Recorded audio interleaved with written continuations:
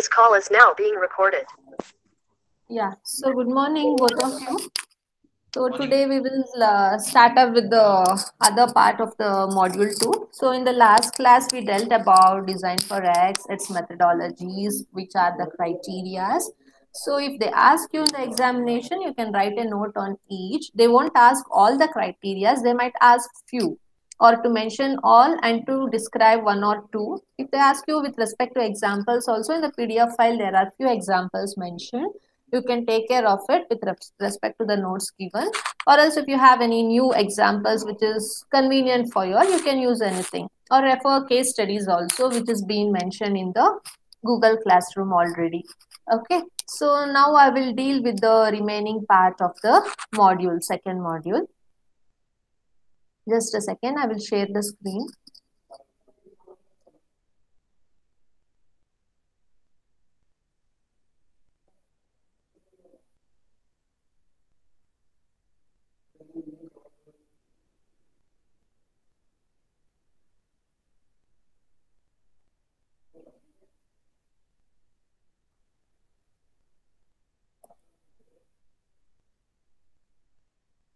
Hope the PPT is visible.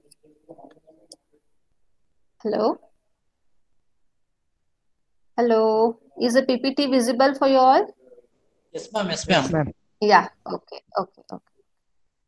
So fine. So the remaining part in your module 2 deals with the design central development model. What are the strategies used for recovery at the end of a life of a product, and what are the human factors usually which are referred in a product design. And lastly, we have the modeling and simulation part in a product. It's a theoretical picture how in modeling and simulation. We are not showing any specific mathematical modeling here. It's just the concept of understanding which all comes into the picture related to product design. It could be an existing design or it could be a new design. Okay. So this is regarding this, we have the outline, what we'll be dealing about. So in that, first we need to focus about what do you mean by design central development model. So actually this design central development model came into the picture by the year 2003. So it provides us a step-by-step approach related to the centered design. Okay, so it is a theoretical thing. Before going to this, let me discuss about what a design central development model usually describes. Okay, so it answers a series of questions which are related to assessment of a particular design. I told you already there will be a design team, there will be a people of design engineers who provide you different conceptual designs. So all these designs has to be assessed to check how feasible the design is, how economical the design is. Okay, and how competitive the design is with respect to the other products which are already there in the market if you're working on the same area. So this helps you to provide a descriptive assessment of the designs done. So what all it answers is, first of all, it answers the complexity of the knowledge, the skills or other attributes which should be necessary with a design manager to assess the design provided by his team members. Only the experienced person will be named as a design manager who will be having this, he should be having total theoretical knowledge about all the concepts of designs. Any complicated design, if it is given, he should be able to assess, analyze and say, yes, this is the best or this is the scrap. So you should be having that much intelligence in him in order to assess. Okay, so the model, the design central development model, which will be there in the PLM kit, will help to analyze all these aspects. The second is what behaviors or performance should reveal those constructs. Okay, the performance of the design, it will be checked with respect to each and every part, its compatibility in fitting the assembly aspects, how easy it could be manufactured, any complexity during the manufacturing, during assembling part, or the material selection, how best the performance of the material is with respect to the external environment. All those things will be analyzed. what task should elicit those behaviors. If any performance is not working properly, so what task has to be assigned to overcome those performances or the behaviors which are not good enough. So that also he should be knowing, so that the design manager can provide the alternate material or alternate design concept for this team people to overcome that particular bad performance or the bad behavior of an material. And even though the design is good and its performance is good, if it is not presented well, then the people cannot exactly understand what it is mainly. So you should also have the skills to present the task very well. And lastly, how much evidence must be collected? In order to say this design is pakka, compatible, economical, convenient for the customers, and it can upgrade for other upgradations in future, you should show some evidence that this design is the best. For that, he should collect all the performance of the design in the form of an data, and he should throw to the CEO or other in charge person of an organization to say that this design is the best, so we can go ahead with this design to manufacture this particular product, right? So these are all the tasks and the skills which has to be with an design manager in order to substantiate the design central development model. Okay, so after knowing this basic thing, so now you can go ahead with the basic structure, how an design central model works. So here you will be having the competency. Competency in the sense between the other companies who are manufacturing the same type of products. So this model, design central model, will help you to understand what are the products in existence, how compatible it is for you. Okay, so how you should manifest the design in such a way that your design will be best than that of the other people, right? So this is about the competency. So once the competency is been cleared, then it goes to the evidence. So in the evidence, you will just create a model, right? And then you will apply the rules and evidence which is provided by the design manager. So both has to map. Once the competency, based on the competency, the conceptual design is selected, and once the design is selected, all the evidences and the norms which are provided by the design engineer should map with the model that team people have been done. So once the evidence is also been cleared, it will go for the next stage where the modeling and simulation part will be done, and the task assigned will be done virtually and not physically. And after this, then it goes for assembling part. These two are interrelated, competency and evidence, and again evidence to the task. Once all these three are done, you can just check the assembly part of it. Okay, so this competency will directly check with the available assembling part. I told you we need to follow with the standard components which are available in the module. So based on the model, using the standard components parts, they will check the compatibility for assembling of a product and also see whether it works properly or not. If everything goes on properly, then they will do the presentation part of the entire design structure, its virtual prototype, and how it functions as a whole when it has been assembled.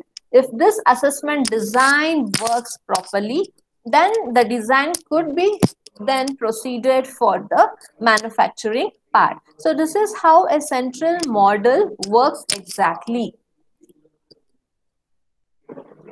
So in evidence model, it mainly consists of two parts, what you have to understand.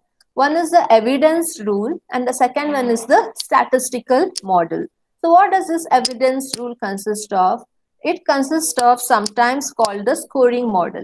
Okay, I have told you you will select the model which is the best. Means you will prioritize the model. How you prioritize the model? The design engineer will provide different models based on different materials what they are selecting, different physical properties. And sometimes I also told, related to design for X, you can manufacture the components which is of multi-purpose. So in hand you can get 2 models at a single stretch. So n number of models will be available here. So based on the model availability, you have to prioritize which model is the best. To select which model is the best, you will go for scoring model. So where you assign the scores for the model, and scoring model again has a different strategy based on the priority, based on the material selection. You start grading, which is first priority, second priority, third priority. So which gets the maximum score, you will go for selection of that particular module. Okay, so this is how the scoring model works for in evidence rule. The second one is the statistical model. So in statistical model, you will be sometimes called, it is also called as a measurement model. So what you do is, based on the specifications and based on the model, you will create a statistical model. So this statistical model is based on the availability of the models available in the module.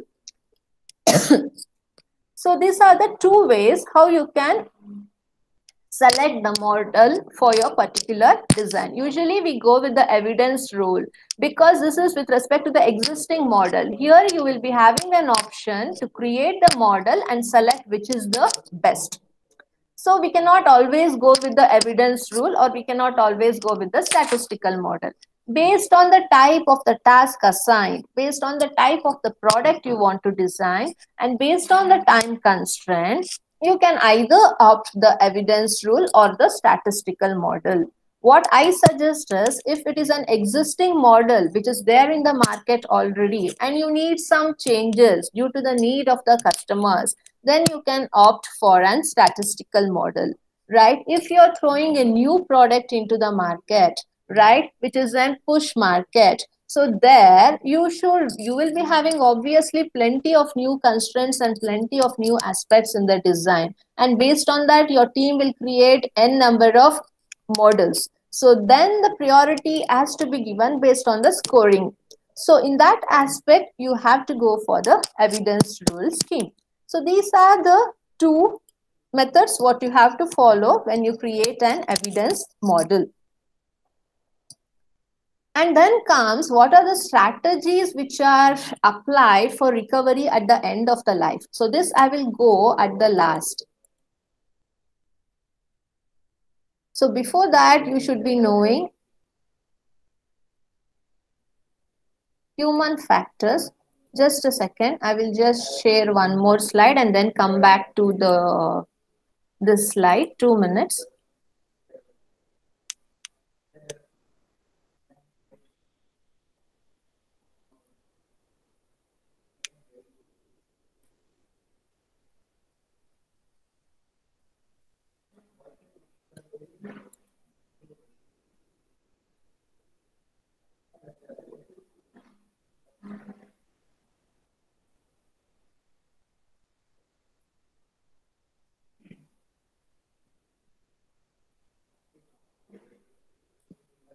Is the screen visible, Arun?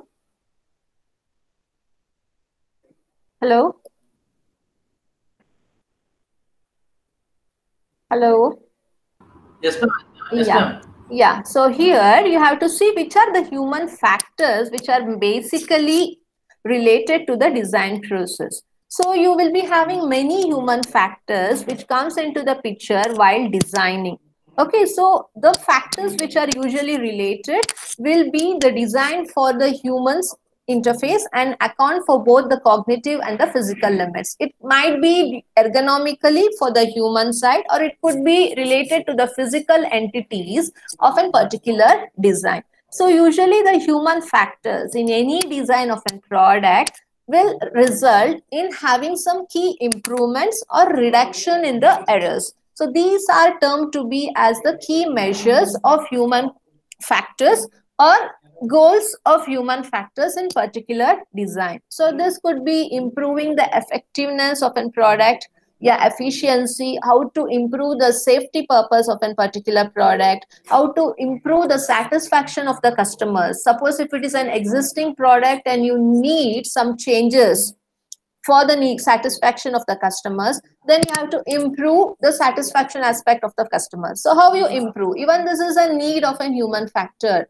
right? And how to improve the tactility feel of that particular product. So these are all related to the improvement aspects. Along with that, if you have any product, if it has more errors in it, how to reduce the error in that particular product. If it is showing you many fatigue aspects, then how to reduce the fatigue in a particular product, how to reduce other variations if it has very much abnormalities, vibrations during the operation condition, and if it is not usable to the maximum extent, you should check that operation aspect is very smoothly held and the usability of that particular product is for longer run. So all these are also again the human factors which are needed in a design.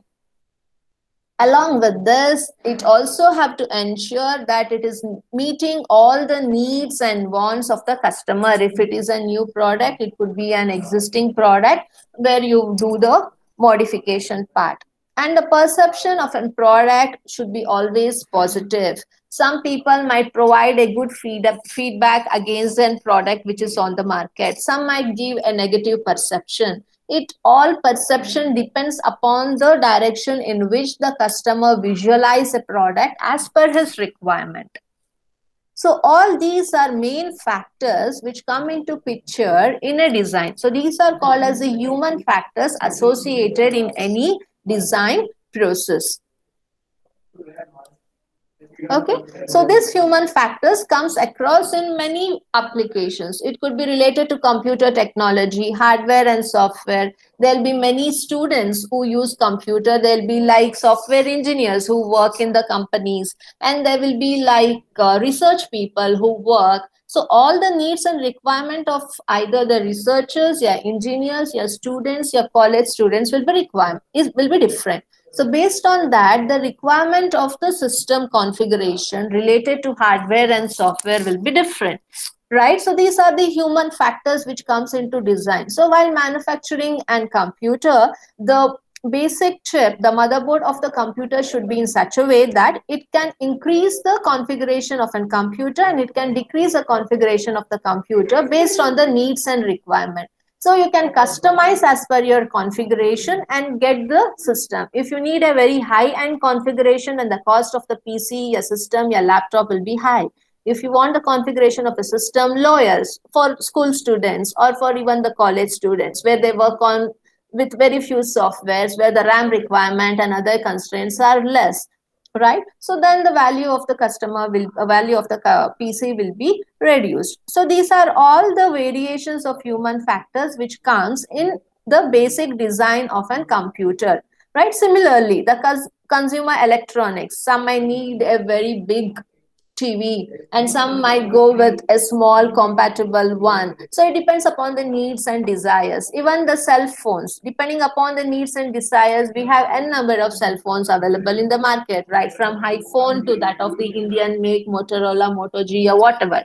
So based on their level of income and based upon the needs and based upon the requirement, they'll go ahead. So you have in each product the human factors which comes into picture where the needs, the desires are different. So that could be applicable for any tools, your vehicle aspect, and in the marine, it is focused only on the marine requirements where only the defense people will be focusing on. And again, related to the space, the requirement, the design will be different based on the astronauts. Right, so every application there will be some human factors which will be varying from one end to the other. So these are the human factors which comes in design, and these are the applications where you can see the variations of the human factors, right? And the human factors could be applied right from a simple system to that of the complex one. It could be related to the manual system, a mechanical or automated system, or it could be related to the domestic applications, or it could be related to the products where the human interaction comes in frequently. Suppose in an office, you will be having different cabins, where the cabins or the bifurcation should be designed in such a way that even though the person sits and work 24/7, he should not be strained, right? If it is not designed properly, he cannot work on a longer run. And even the environment in which the office is set up, the cabin is set up, should be cool, calm, and not sophisticated. Then he can work to an maximum extent. Okay, these are some few things what you have to understand. And human factors in design also consist of very age-old theories. This you won't get elsewhere, like information theory, memory resources, attention resources, input modalities, visual acuity, acoustic sensitivity of the human being related to the product, which is being displayed from the very long period of time through our ancestors. So usually the failure comes into picture due to the frustration of a human being, fatigue, high error rates, accidents, and system failures. So if you're working and the results are not up to the mark, you'll get frustrated. If you're sitting for a longer time with complex work, you may get fatigued. And if you are not concentrating much, the error effects might be more. In a hurry, if you're going somewhere for an work with short interval of time, an accident can come up, right? And if you're not maintaining the system failure can approach. So these are all the things again which affects the qualitative result provided by a human being working on a machine which is made by human being only. So one is the human factors related to the system or the product. The other one is the other thing is the internal variation in a human body due to various circumstances and situations related to the environment. Even this can make a major impact on the results what the person operates on. So these are basic few things what you have to understand. And also the human factors depends upon how well he speaks with the others, how he approaches, how good he is in understanding others, how well he can present himself, right? How well the communication between the people can be done smoothly. So it also depends upon their interpersonal skills, how they approach, etc. And when you understand this all concepts, we will imply this for 4 fundamental steps. This you know already.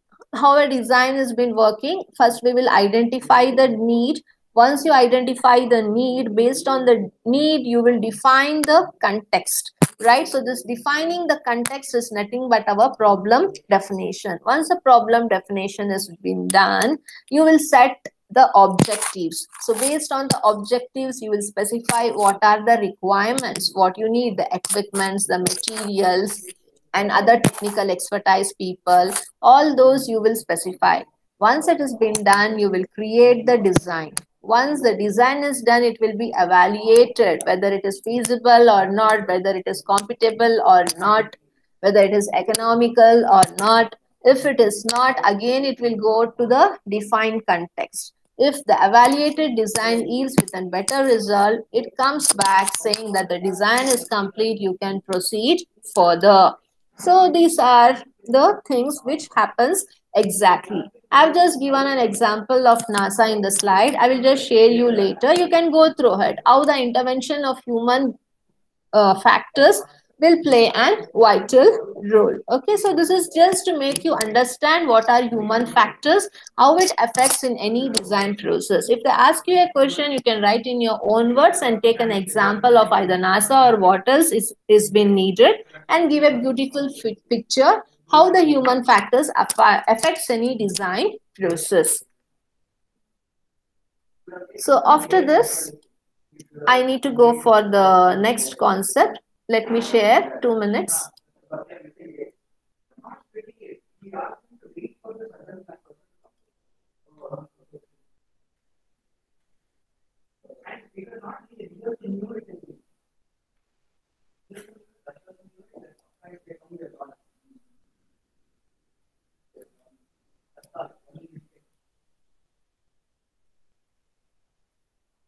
Is the recycling Word file has been visible to you guys? Arun? Yes, Yeah. ma'am. So next you should Visible. know, like, when you recycle a product and what do you mean by recycling? Okay, the word itself suggests recycling means you will recycle the end scrap of the product so that you can reuse it. You can reuse only if the material is environmental friendly and it is not harmful. If it is an harmful product, a harmful material, then it cannot be recycled. So purely if they ask you to define recycling and its classification, advantages and disadvantages, you should define recycling as the processing of the waste material for the original purpose or for the other purpose, excluding energy recovery. So here you are just recycling the material but not the energy aspect which was associated with that material. Okay, so it is just getting the scrap into an raw material. Then again you will substantiate that into the well-versed parameters, which again helps in building up the energy or whatever recovery is needed in that particular material. So you just convert the waste material into the useful raw material and use that raw material for any type of product what you want to manufacture. So this is nothing but what you mean by recycling. After this, you should know the product types that may be suitable for recycling. Which are the products which are capable enough to be recycled? The first one is contain components not suitable for more profitable reuse strategies. So the product types that may be suitable for recycling generally falls into this category. The first one, it says it contains components which are not suitable for profitable reuse strategies. So once you do the recycling, you're not keeping in mind that you are using this material for an profitable use. You are just, instead of making that waste, you are getting the raw material and you're trying to convert that into some useful profit. It is not for profit's sake, like you are recycling for the profitable purpose. It is not the case. Only instead of making that into an scrap, you are reusing it. So this is one of the component which is suitable for recycling aspect. The next is it contains components made from the materials that are recyclable.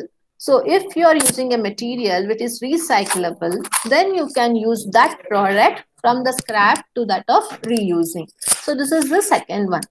And next is be constructed from a single or few separable materials. So the material, suppose if it is a single material you are using, you can easily recyclable.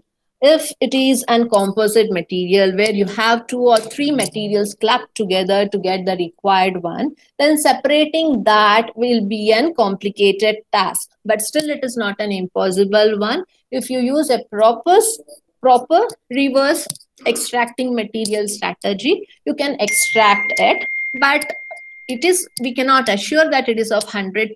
Some amount of the composite might be bifurcated with little bit of loss.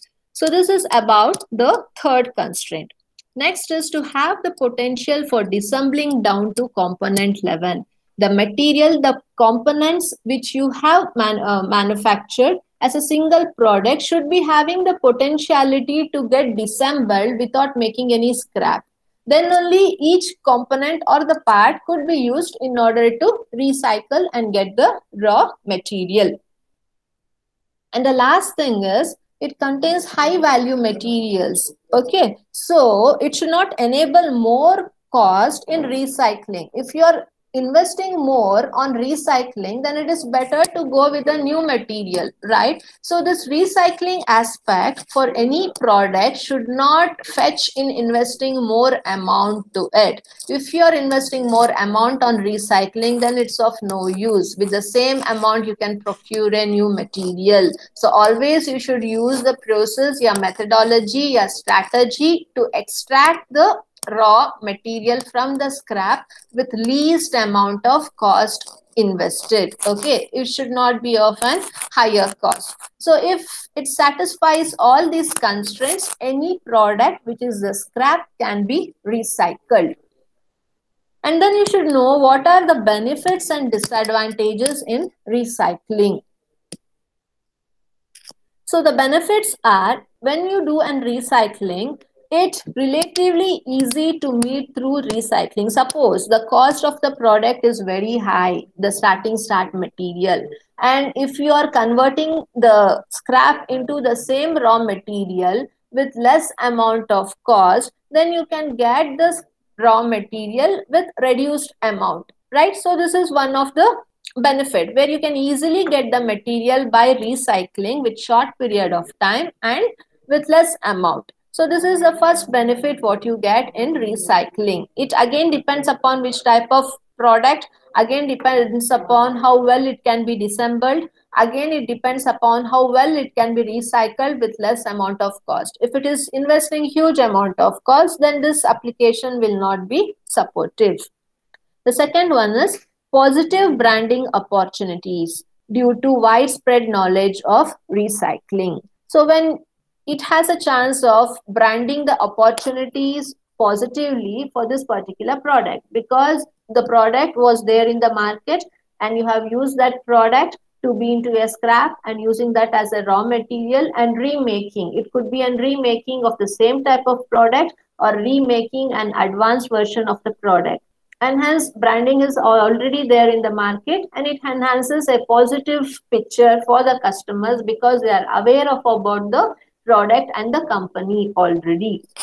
Next is diverts material from landfill and reduces products of virgin material. So if you want to manufacture a product, you have to dig from the starting materials. So it is not that always the startup material or the raw material will be a single one. You will be having like 4 or 5 materials what you club together. So when you want to synthesize a material, you will be having n number of investment and n number of complex equipments to synthesize. And to synthesize also there will be different methodologies and methods. So you should be having those skilled people with you to synthesize a material. You should invest amount on material, you should invest amount on equipments, and you should invest amount on the people, the trained skill labors you need. So all these things will be reduced if you're easily getting the raw material from the recycling aspects. So these are the benefits what one gets by recycled material. But along with this, there are some disadvantages which goes hands in hand. So what are the first one is, it may not meet the increasing producer responsibility obligations, right? Suppose you get after recycling some material and that material will not meet about the large scale mass production. Suppose you want to manufacture the parts of around 1,000 pieces, and if the material what you have got by recycle is able to manufacture only around 700 or 800 part components, then there will be a lacking for the other parts which has to be manufactured. So it cannot meet the demanding increase of the producer's responsibility. So it results in some obligations. So before starting up, you should see that what is the need, how many pieces to be manufactured. In the recycle, what is the raw material you are getting, whether it is sufficient enough to proceed or you have to recover a few more materials before starting. So, but this disadvantage could be overcome.